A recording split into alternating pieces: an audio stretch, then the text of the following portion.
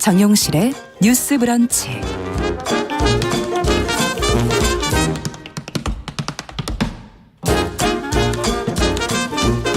네, 정용실의 뉴스 브런치 듣고 계신 지금 시각 11시 42분입니다.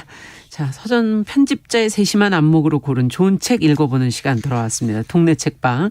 오늘은 책방 사춘기 유지연 대표 자리해 주셨어요. 어서 오세요. 네, 안녕하세요. 오늘은 어떤 책을 갖고 오셨나요? 네, 오늘은 좀 설렘이 느껴지는 제목의 책인데요. 네. 표지를 보면 제목을 단번에 이해하실 거예요. 네. 네, 모두가 기다리는 사람이라는 산문집입니다.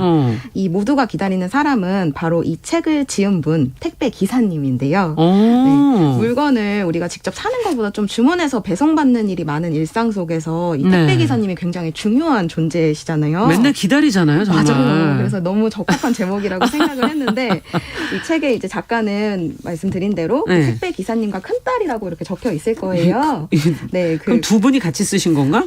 두 분이 기사님과 그 딸? 네, 따님이 같이 이제 아버지가 틈틈이 일하면서 적어둔 메모와 구술을 좀 토대로 아빠의 이야기를 쓰고 그려서 이제 엮어냈어요. 그러니까 그 바쁘신데 요즘에 과로할 정도로 노동이 네, 많다고 하는데 네. 언제 또 책을 쓰셨나 했었더니 그걸 따님이 옆에서 이렇게 챙겨주신 거군요. 네, 맞아요. 네. 그래서 이 아버님이 이제 1998년부터 일을 시작한 25년차 택배 기사이시고 그리고 원래는 이 책이 2019년에 독립출판물로 먼저 나오게 되었었어요. 근데 이제 이 이야기의 가치를 발견한 출판사에서 이제 코로나 이후에 또 더 이렇게 주요하게 다뤄진 인물들인 만큼 그 이후의 이야기까지 더해서 더 많은 독자들과 만날 수 있도록 이렇게 단행본으로 출간이 되었습니다. 그러면 책은 이미 나왔던 건데 다시 조금 더 내용들을 보충해가지고 보충해서. 네, 이렇게 네. 단행본으로 더 많은 독자들을 만나게 되었고요.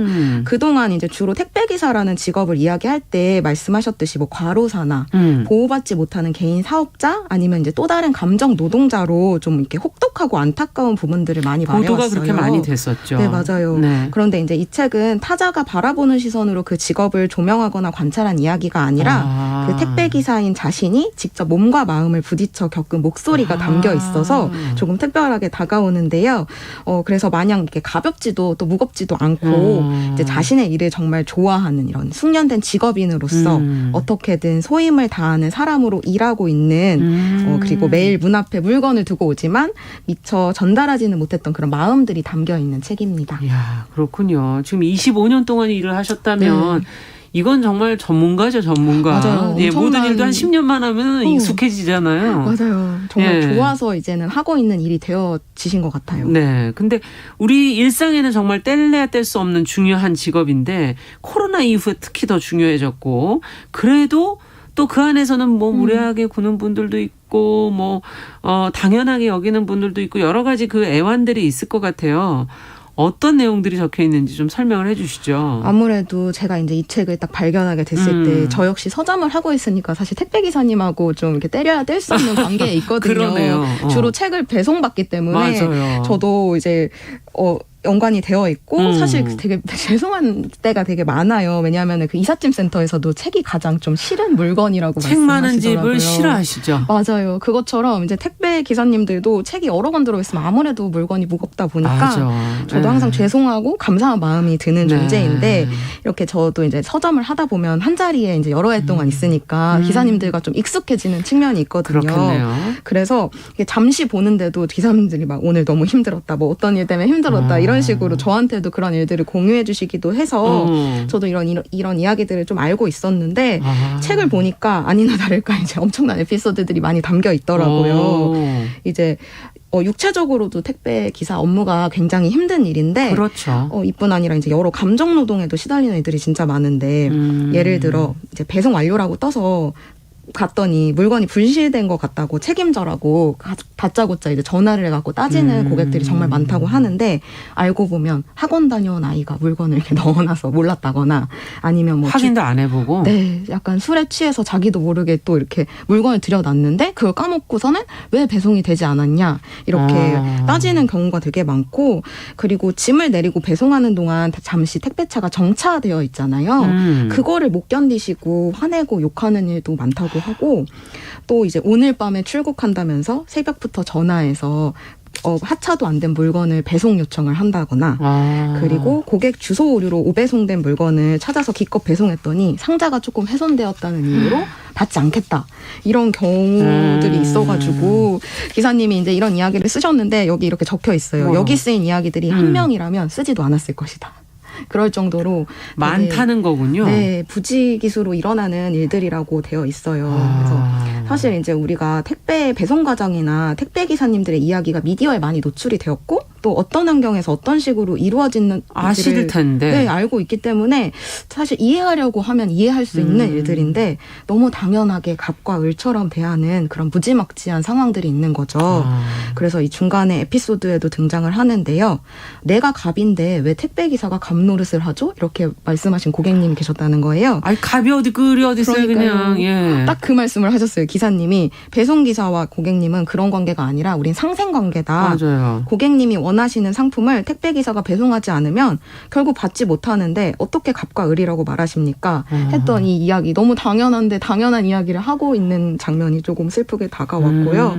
또 코로나 이후로 일은 좀 많아지셨지만 더 힘들어진 부분이 비대면 배송이 무조건 이제 유지돼야 되다 보니까 일이 더 많이 늘었다고 하시더라고요. 그 배송 완료가 되면 사진을 휴대폰으로 찍어서 고객한테 또 정보를 제공을 해야 되는데 그게 이제 장갑을 끼고 일하시다 보면 버튼이 잘 안 눌릴 때가 많아서 일이 지연되기도 하고 그리고 어쨌든 비대면이기 때문에 분실이 많아져서 그만큼 물질적 보상을 좀 기사님들이 하게 된 부분도 많다고 합니다. 그렇군요. 네.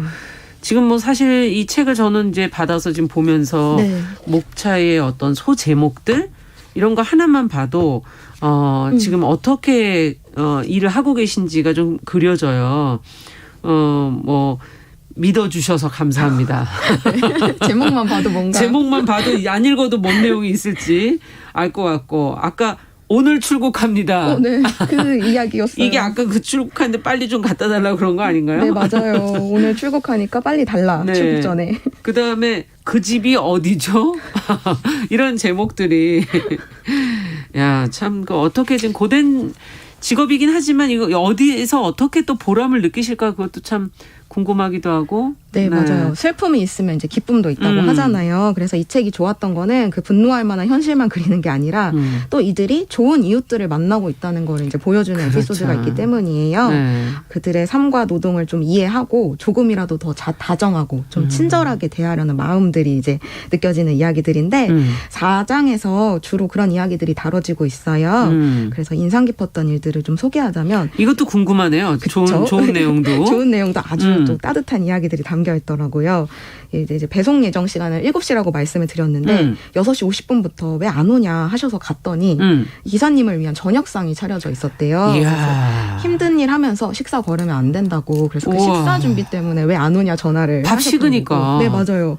그리고 하루 300개 물건을 배달해도 고맙다는 말 한 번 못 듣는 날도 있는데 1,000원짜리를 건네면서 마음을 표현해 주시기도 하고 뭐라도 한 잔이라도 사드시라고. 네, 맞아요. 정말 이거는 물 한 병 정도 사 먹을 액수이긴 하지만. 네, 예. 또 규정상 받을 수는 없다고 합니다. 그렇군요. 그리고 이제 자기 집을 찾아오는 친척 같은 택배 아저씨가 좋아서 같은 기업에 지원한 청년 이야기도 있고요. 또 택배를 25년간 하셨잖아요. 예, 기사님이. 그쵸. 그래서 그때부터 봤던 초등학생 아이가 어느새 아이 엄마가 되어서 마주친 경험도 있으시다는 거예요. 이야, 이럴 수도 있군요. 그죠. 되게 따뜻한 이야기들이 있고 또 꼭 필요한 물건을 가져다줘서 감사하다는 말과 함께 커피 쿠폰을 보내주는 고객들 덕분에 이렇게 힘들어도 전해지지 않을지 몰라도 초인종을 누를 때 좀 더 다정하게 목소리를 내려고 가다듬는다 하면서 이렇게 서로 마음과 마음이 이어지는 이야기들도 있습니다. 네. 그리고 이제 인상 깊었던 부분이 이제 책의 여는 말에서 이렇게 하루 300곳 넘게 돌아다니다 보면 이런 사람 저런 사람 다 만나는데 그렇죠. 저 사람 왜 저래 하고 성내기보다 그럴 수도 있지 하고 넘어가야 다음날 또 일할 수 있다고 하는 이 태도가 좀 크게 다가왔던 것 같아요. 그래요. 우리가 어떻게 이걸 받아들일 것이냐 그것도 참 중요하죠. 네. 지금 저희 책 내용 들으시면서 곽정환님께서 많은 택배 기사님들이 계셔서 저희 편리함을 느낀다. 감사한다. 무거운 생수 주문할 때마다 미안한 마음이 든다. 그래서 음료수 과자를 이렇게 챙겨드리고 있는 분. 야, 이런 분들 너무 다정한 마음을 쓰시는 그러네요. 참 좋네요. 네. 지금 책 뒷면에 보니까 김민섭 작가 추천사에서 무엇보다도 이 타인의 삶과 노동에 대해서 몰라서 실수하지 않으려면 이 책을 읽어야 된다. 이런 대목이 참 와닿는 것 같고 우리가 겪어보지 않으면 사실 참 이해를 하기 힘들잖아요. 맞아요. 예. 그러나 지금 다양한 삶을 사는 사람들을 서로 이해하려면 뭔가 노력은 좀 필요한 것 같다는 생각도 들고요. 네. 특히 이제 한국은 좀 빠름이 중시되는 세상이 되었다 보니까 당일 배송, 막 새벽 배송, 더 빠른 것들이 생겨서 너무 당연하게 이 점을 생각하고 있어서 무례해지는 경우도 있는 것 같아요. 근데 이 당연함을 위해서 어떤 노동과 노력이 동반되는지 이 김민섭 작가의 말처럼 좀 더 살펴야 되지 않을까라는 생각이 들고 네. 택배 기사가 물건을 배송하는 일을 직업으로 하고 있지만 그들의 직업적 가치를 위해 당연하게 지켜져야 하는 건 노동 시간과 노동 환경이 아닐까. 이를 위해서는 우리가 좀 조금의 불편함을 감수할 수 있도록 좀 더 알고자 하는 마음이 좀 필요한 것 같아요. 네. 그래서 이제 직장인들한테 월요병이 있듯이 기사님들한테는 화요병이 있다고 하더라고요. 화요병? 이건 네. 뭐예요? 그 이유가 네. 주말에 시킨 택배들이 모두 월요일에 발송이 되다 보니까 화요일에 물량이 확 늘어나는 경우가 대부분이래요. 그렇군요. 그래서 진짜로 몸이 아프게 되는 일들이 많다고 하고 근데 이런 날을 알고서 이제 직접 뭐 이렇게 차가 있으면 찾으러 오신다거나 이렇게 늦게 배송되는 상황을 이해해주는 분들이 있어서 이 화요병이 불치의 병은 아니라고 말씀을 하시면서 네.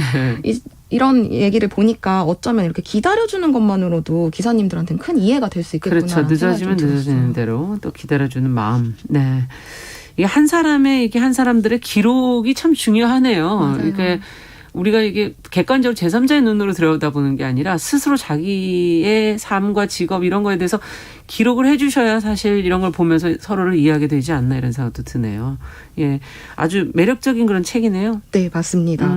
여기 막 이 책을 막 살피다 보면 제가 이제 에피소드 위주로 소개를 해드렸지만 중간중간에 이렇게 뭔가 택배 기사가 전해주는 택배 꿀팁 같은 약간 실용적인 조언도 있고요. 그런 것도 있어요. 네, 물건이 훼손되지 않도록 하려면 포장을 하려면 어떻게 해야 되는지 그런 이야기도 들어져 있고요.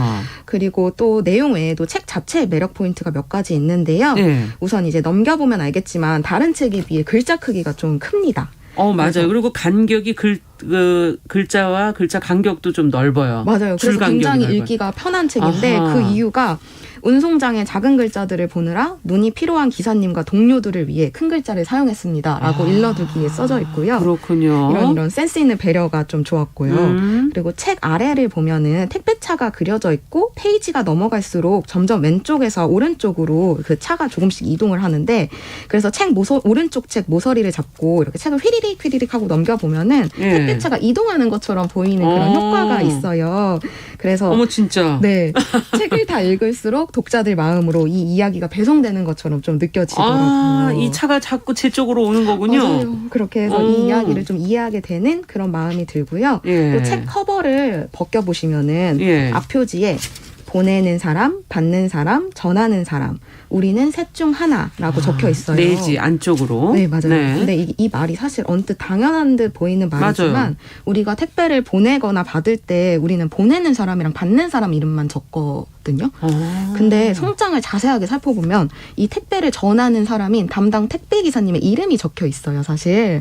그랬나요? 네, 그렇게 꼭 늘 적혀 있어요. 송장을 출력하면 자동으로 그게 나오게 되어 있거든요. 받는 사람 내 것만 맨날 확인했는데 내 거 그렇게 맞나? 되죠. 맞아요. 그래서 대체로 유심히 보지 않는 부분이라 모르셨던 분들도 있을 텐데 이렇게 송장에는 세 사람이 함께 존재한다는 사실을 맞네요. 조금 다시금 깨닫고 아마 이 책을 읽고 나시면 그 이름도 이제 그냥 넘기지는 않게 되지 않을까라는 생각이 듭니다. 네. 그래서 책이 독자를 향하고 있지만 이렇게 곳곳에 이 책이 발화하고 있는 이야기들의 의미를 더할 수 있는 이런 다양한 요소들이 있어서 책 자체로도 굉장히 매력적이라고 할 수 있습니다. 그러네요. 택배 기사와 큰딸의 모두가 기다리는 사람. 오늘 책방 사춘기 유지연 대표와 함께 동네 책방에서 읽어봤습니다.